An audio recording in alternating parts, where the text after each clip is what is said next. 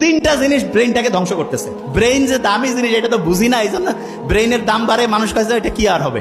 এক নাম্বার জিনিস, আচ্ছা এখানে কেউ কি আছে যে 100 কোটি টাকার মালিক? 100 কোটি নবডি না? আচ্ছা, ব্রেইনের দাম এখনকার হিসাবে মিনিমাম 30,000 কোটি টাকা। কোনো সার্ভিস চার্জ আছে?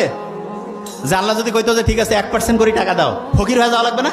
এই ব্রেনটা যে দিয়েছে এটা কাজে লাগাইতে পারতেছি না কেন? তিনটা জিনিস ব্রেনটাকে ধ্বংস করতেছে। এক নম্বরে কি, প্রফেসর মুখতার আহমেদ স্যার বলছে কিন্তু যে আমাদের ধৈর্য কম না? এই কি কম?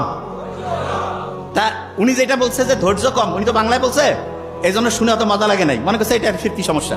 আপনি যদি আর্টিকেল পড়েন, আর্টিকেল মানে বিদেশি একেবারে কোটি কোটি ডলার খরচ করিয়া বিভিন্ন গবেষণা করে ওরা বাইর করছে, ওরা সেখানে বলছে কি জানেন, আপনার ব্রেইনের সবচেয়ে বড় সমস্যা হিসেবে তারা যেটা চিহ্নিত করছে সেটা তো ইংরেজিতে বলছে, কি নাম শুনেন? Attention deficit hyperactivity disorder. ওরে বাবা, এত বড় রোগ! এইখানে যারা আছি হয়তো আল্লাহর মধ্যে এরা তো ইসলামী, এদের হয়তো বেশিরভাগ জনের ব্রেন ভালো আছে, তবে সারা দেশের যদি চিন্তা করি 80% মানে 10 জনে 8 জনের, আমার সাথে একটু বলতে হবে, attention deficit hyperactivity disorder. এইটাকেই বাংলায় বলে কি, ধৈর্যের অভাব।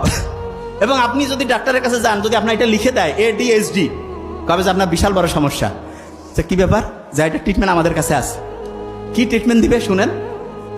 বলবে যে আপনি ঠিক রাতে এশার নামাজ যখন হবে তারপরে মোবাইল টোবাইল দেখবেন না, ঘুমাবেন।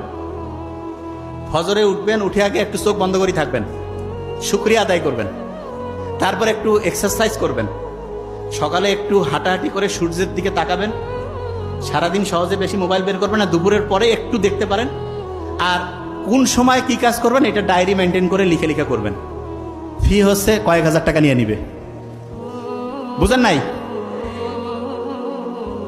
বড় বড় যে রোগগুলো, আমি তো অবাক হয়ে গেছি যে কিরে বাবা, এগুলা রোগ, এগুলা ট্রিটমেন্ট, এবং এগুলা যাদের হয়, অবশ্য যার টাকা পয়সা কম হইলেও কোনো সমস্যা নেই, কারণ মানে রোগ যে আসলে টেরে পাবে না। তা ওই বেশিরভাগ জন যারা আছে না, টাকা পয়সা প্রচুর, আমরা তো দেখি ওই যে তোমাদের নোবেল স্যার সারা দুনিয়া থেকে রুগী দেখতেছে আলহামদুলিল্লাহ, এবং ইন্ডিয়ায় মাদ্রাস চেন্নাইতে যে ভালো হচ্ছে না আলহামদুলিল্লাহ, কারণ খুব অথেন্টিক ইমানদারির সাথে রুগী দেখে, সে একটা পয়সা কোনোদিন 2 নম্বরই করেনি, এই জন্য অনেস্ট ডাক্তার, আল্লাহর রহমত আছে আলহামদুলিল্লাহ। এবং সে যেটা করছে আমি দেখছি, হিউজ মানসিক এই প্রবলেমের রুগীগুলো আছে।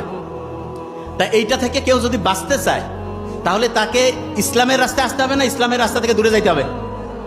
ইসলামের রাস্তায় আসতে হবে, যে জায়গা থেকে আমি ছিলাম। তাহলে ধৈর্যের যে অভাব, এটা হচ্ছে ADHD, attention deficit hyperactivity disorder. আচ্ছা,